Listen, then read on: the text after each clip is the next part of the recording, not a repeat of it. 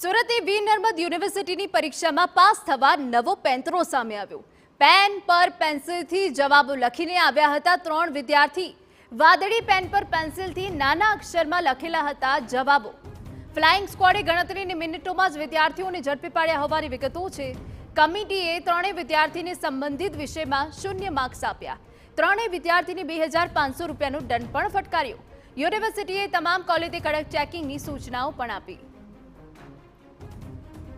કમિટીએ 3 વિદ્યાર્થીને સંબંધિત વિષયમાં 0 માર્ક્સ આપ્યા હોવાની વિગતો છે અને આ એક નવો પેંતરો જે સામે આવ્યો છે જેમાં ઝડપાઈ જતા 3 વિદ્યાર્થીને 2500નો દંડ પણ ફટકારવામાં આવ્યો છે।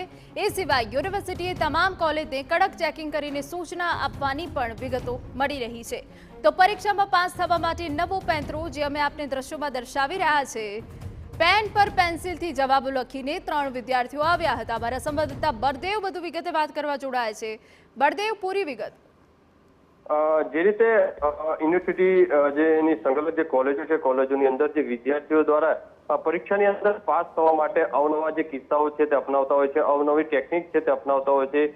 ક્યારેક જે રીતે ચોરી કરવા માટે કોઈને કોઈ નવી ટેકનિક અપનાવતા હોય છે। તે દરમિયાન જે રીતે યુનિવર્સિટીની જે મુખ્ય જે મહત્વની જે પરીક્ષા હતી તે દરમિયાન 3 જેટલા વિદ્યાર્થીઓ પરીક્ષાની અંદર જે ચોરી કરવા માટે જે બ્લુ કલરની જે બોલપેન છે તે ખરીદી હતી અને ત્યારબાદ જે બ્લુ કલરની જે બોલપેનની અંદર પેન્સિલ વડે તમામ જે ઉત્તરવહિણીના જે જવાબ જે કહી શકાય છે તેના પોઈન્ટો જે લખવામાં આવ્યા હતા અને ત્યારબાદ વિદ્યાર્થીઓ જે પરીક્ષાની અંદર આ બોલપેનો લઈ અને જે પરીક્ષા ચોરી કરી રહ્યા હતા તે દરમિયાન જે પરીક્ષાની અંદર જે સ્કોડ હતી તે ચકાસણી કરતા તે દરમિયાન જે બોલપેન નજરે પડી હતી તેના કારણે આ વિદ્યાર્થીઓને 3 વિદ્યાર્થીઓને જે પરીક્ષાની અંદરથી ઉભા કરી દેવામાં આવ્યા હતા અને આ 3 જે બોલપેન છે તે સ્કોડ દ્વારા કબજે કરી અને 3 વિદ્યાર્થીઓને આ જે પરીક્ષા આપી રહ્યા હતા તમામ પરીક્ષાની અંદર 0 માર્ક મૂકી અને 2500 રૂપિયાનો જે દંડ છે યુનિવર્સિટી તરફથી ફટકારવામાં આવ્યો છે। જી બિલકુલ, આભાર બળદેવ। તો યુનિવર્સિટીએ તમામ કોલેજે કડક ચેકિંગની પણ સૂચના આપી હોવાની વિગત।